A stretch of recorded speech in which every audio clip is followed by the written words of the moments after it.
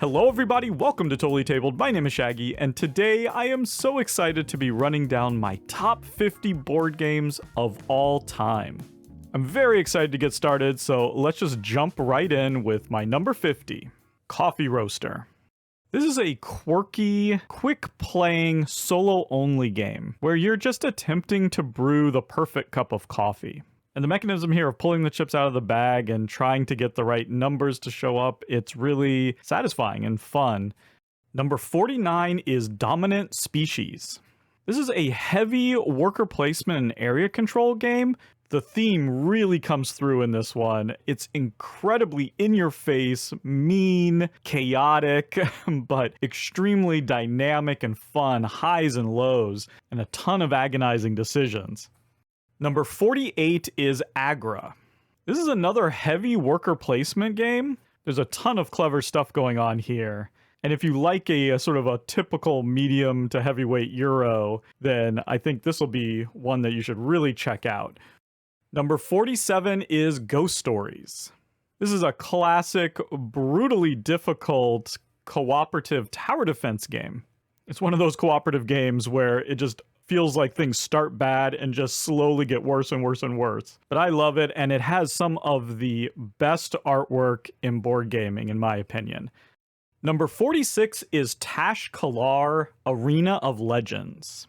This is an abstract game, but it does it in a very different way. It's one of those very unique abstract games where the theme actually kind of comes through, and it doesn't really feel like you're playing an abstract game.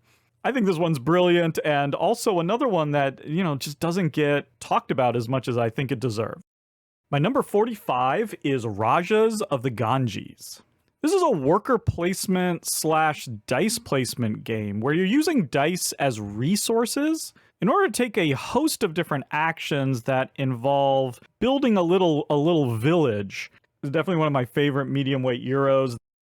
Number 44 is Nirashima Hex, 3rd edition.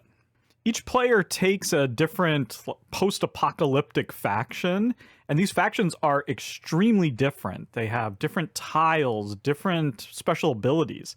It makes for infinite replayability. Number 43 is Keyflower. This is an extremely clever worker placement auction game. It's a really cutthroat, brutal game, actually, and extremely, extremely clever. Number 42 is Nemesis. This is unofficially Aliens, the board game. You play either cooperatively or semi-cooperatively or solo. This absolutely nails that, Aliens, sci-fi horror feel. It's got everything you want, and the art and all the miniatures and everything are really fantastic. And my number 41 is Spirit Island. This is an incredibly popular and well-loved heavy cooperative game, which a lot of people love playing solo as well. And it's got this really fantastic theme. There's just a ton of replayability and challenge in that box. And it's refreshing to have a heavier cooperative game where most co-ops tend to be a little bit lighter. So it's easy to see why this is so well loved. Number 40 is The Loop. Like a few games in my top 50, this one feels to have gone a little under the radar. I'm not sure why. It's got a great, colorful, fun look and theme. And it's got this great hook with this cube tower. Really get these great combo mega turns. It's very satisfying, very thinky. Number 39 is Anachrony. And it's basically just a worker placement game, a very heavy worker placement game. But the cool thing is you have different types of workers. There's a lot of planning involved, a lot of thinking. Number 38 is Viticulture. Just a super solid worker placement game, medium weight. It's great, and the fact that you have a certain number of workers and you kind of have to hold the workers back because certain actions can only happen in certain seasons. And I just love the theme of making wine. Number 37 is Sekigahara, The Unification of Japan. This is a 2-player block war game, and you're not going to see a lot of war games on this list, but Sekigahara has that ability to appeal to both wargamers and non-wargamers. So it's definitely one of the more accessible war games that I've played. My number 36 is Vinhos. This is another worker placement game about making wine, but it's very different than viticulture.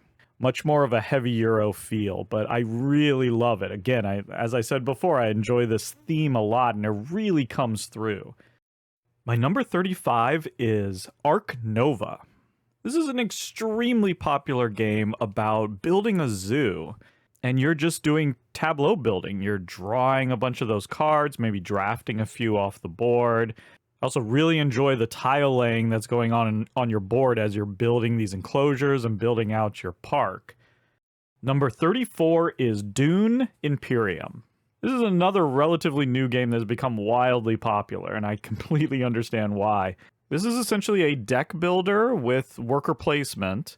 All in all, I think it comes together really great, and it works whether you're a fan of Dune or not. My number 33 is La Granja. This is a classic medium weight Euro that I adore because it uses multi-use cards. And these are some of the most multi-use cards in all of board gaming. Every card you can play in 4 different ways. Really cool. And because there's a huge stack of cards, it means that every game plays out very differently. And speaking of classics, my number 32 is Trajan. At the heart of this kind of involved Euro is an incredibly satisfying Mancala mechanism. It's got that kind of dry look and sort of dry theme to it, but there's a ton of clever stuff happening. Number 31 is Ginkgopolis. This is a clever, very unique tile-laying city-building game. This is a pretty ingenious one. It's ultimately quite abstract, but you're doing a lot of area control on a board that the players are growing and expanding both outward, making the city bigger, but also up. My number 30 is Concordia. Concordia is essentially a deck building game of sorts, maybe more of a hand builder, because you have these cards, and on your turn you play one of them and it lets you perform an action. Now, the extra layer there, though, is that the cards that you're getting are also giving you scoring conditions for the end of the game. Number 29 is Arkham Horror, the Living Card Game. This is a cooperative campaign card game. There's a ton of ingenuity in how they use the cards to create locations to make it feel almost like a board game. This isn't always the type of game that I want to play, but when I want something in this genre, this is where I turn. Number 28 is Lisboa. This is another Vital Lacerda heavyweight Euro game. This one involving hand management and tile laying. But what really shines here is the theme. The game is about rebuilding Lisboa after the Great Earthquake of 1755. It's truly a fascinating game. Number 27 is Underwater Cities. This is more of a medium weight or maybe medium heavy Euro game, certainly not as complex as Lisboa, but also with a great theme. I love this idea of creating and building an underwater city. Just an excellent Euro game. Number 26 is Star Wars Rebellion. This is straight up just Star Wars in a box. This is a massive, epic game, 2-player game. You can play it 4, but really 2-player asymmetrical game of hide and seek. Spoiler alert, this is my favorite Star Wars game just because it captures exactly what you would want from that franchise. Number 25 is Pandemic Iberia. Now, in a way, this is a stand-in for all the pandemics. You're not going to see another pandemic on this list. Iberia is my favorite iteration of the game. It's my favorite rule set. It's the pandemic game that I play. Number 24 is Sleeping Gods. But this is an amazing open world, cooperative, but I've played it solo, campaign, adventure, exploration game where you have a bunch of these characters that have sort of been transported to a strange, mysterious world.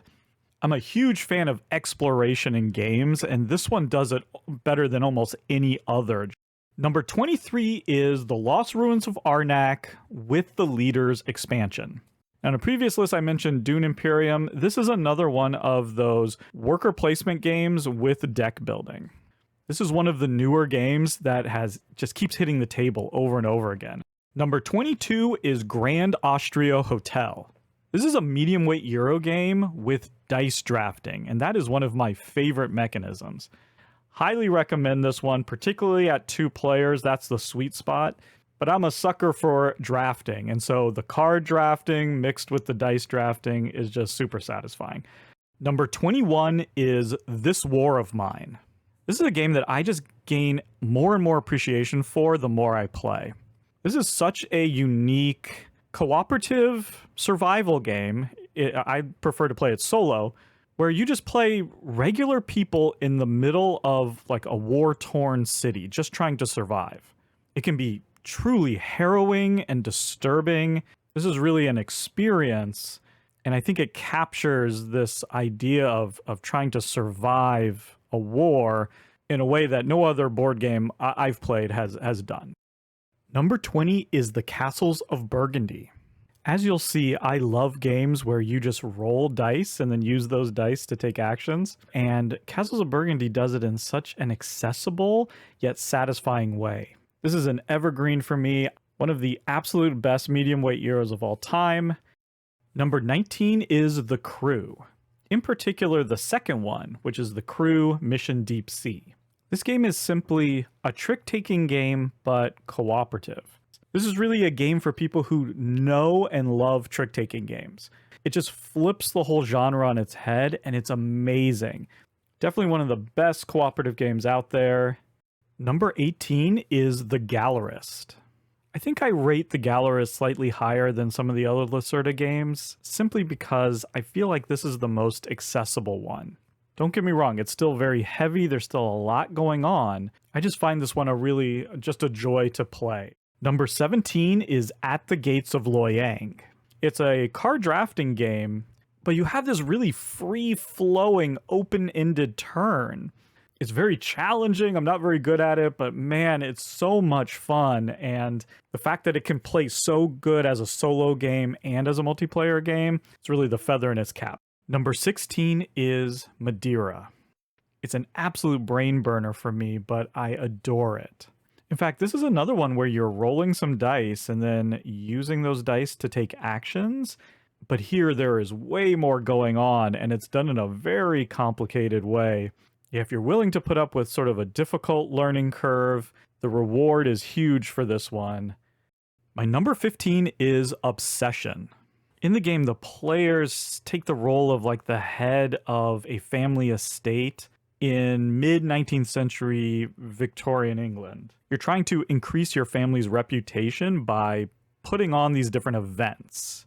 But I find it to be incredibly satisfying and super thematic. The game really nails its theme. Number 14 is KLASK. This might seem high for a dexterity game, but KLASK is just that good. This is essentially a reinvention of air hockey, but just better in every single way. Each player has a pawn that they're manipulating with a magnetic handle underneath the board, and you're simply trying to knock the ball into your opponent's goal. I think everyone should own at least one dexterity game, and this is the one that I would recommend. Number 13 is Trois. This game is as quirky as its art style. It's another one where you're rolling dice and then you're taking actions with those dice, but it does so in such a unique way. First of all, you can use your opponent's dice. You don't really have ownership over your dice. You can use anybody's dice. You just have to pay them for it. I really find this one endlessly replayable. It's one that hits the table often. So there is this sort of cool sort of semi-co-op thing going on that really adds to the thematic feel of the game. My number 12 is Macao. This is another medium weight Euro game from Stefan Feld, and this one almost looks like a parody of Euro games. Well, underneath all of that blandness is one of the greatest board gaming mechanisms that I've ever seen, and it revolves around this win rose. I just find this so much fun, and it baffles me that I can't think of another game that uses this mechanism. Number 11 is Wir Sind Das Volk. This is an asymmetrical two-player game about German history, stretching from after World War II until the fall of the Berlin Wall. One side represents West Germany and one side represents East Germany, and you're trying to exert influence over the other side by building up your economy and your standard of living, which will create unrest on the other side.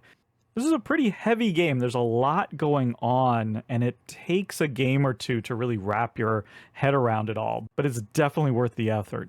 This is just an incredibly satisfying game. My number 10, A Feast for Odin. For me, this game is the culmination of all of Uwe Rosenberg's prior games. We got all of his Polyomino games in here. We have a bunch of his worker placement ideas. We have some of the resource conversion, some of the card play. To me, it just takes everything in his catalog, a true magnum opus. Number 9 is Dungeon Petz. In this game, the players are pet store owners, but for these little monsters. And so you're building cages and you're buying these monsters, putting them in the cage, and trying to meet their needs. And if you do a good job of taking care of them, then you'll score highly in these different exhibitions that the town puts on. But what this game does so brilliantly is how it brings those pets to life. And it's done with such a simple card mechanic. I just think this game is so filled with joy, and very few medium weight Euros evoke this much theme. My number 8 is Doomtown Reloaded. Speaking of great themes, this is my favorite theme in all of board gaming. This is the Weird West. We're talking about the Wild West, but we have magic and we have advanced technology. And the game itself is a 2-player collectible card game, only it's not collectible at all. This really doesn't feel like your traditional collectible card game because there's such a strong spatial component. You're going to be playing cards to sort of build out your posse and outfit them with different weapons or spells or crazy stuff like flamethrowers or jetpacks or mechanical horses. You can really see it. It's not abstract at all. You walk into a bar, your character has a gun, they confront some other character, they have a shootout. It really feels like a movie. My number 7 is Pax Pamir 2nd Edition. In this game, we play Afghan leaders in the 19th century. It's a tableau builder of sorts. You are drafting cards from a central market. It's all about slightly, subtly positioning yourself. I just find it to be a fascinating game that is seriously unlike anything else I've ever played.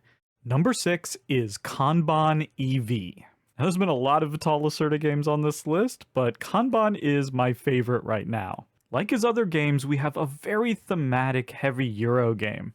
This time, it's really about office politics. I really love the decisions in this one, and combined with this fantastic theme, it just puts it over the top for me. Number 5 is Great Western Trail. This is a deck building game where you have this starting deck of like really kind of pathetic cows. And you draw a hand of 4 cards, and you are essentially herding these cows down this trail, the Great Western Trail, moving from house to house, location to location. I'm a big fan of games that let you really focus hard on one single strategy, and games that have multiple paths to victory. And this is definitely one of those. Number 4 is Galaxy Trucker. This is a real-time tile laying game. So what you're doing is you're building a spaceship kind of out of junk parts. And in the middle of the table, you have a bunch of face-down tiles. And you start the timer, and everyone using one hand grabs a piece, and then you start to build out your spaceship. There is no board game that has made me laugh as much as this game. I think that's why this one appeals to me so much. It just is one of the board games that I just think is the most pure fun. My number 3 is Gloomhaven.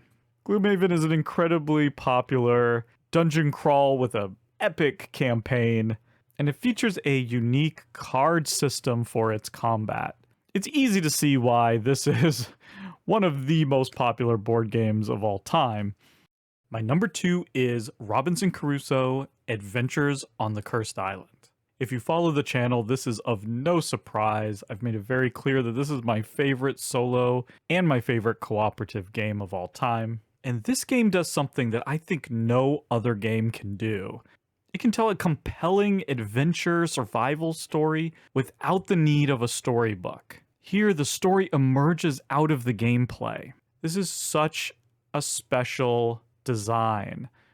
And my number 1 is Thru the Ages, A New Story of Civilization. This is an epic civilization building game where you're gonna span the ages from antiquity all the way to modern times. The only thing this game doesn't have is a map. No little pieces moving around a map. All that is gone, and what you have is just a card game. One of the most brilliantly designed card games of all time. No other civilization game that I've played comes close to capturing the feeling that I get when playing this one. I hope you all enjoyed my top 50 games of all time. Thank you so much for watching, and goodbye.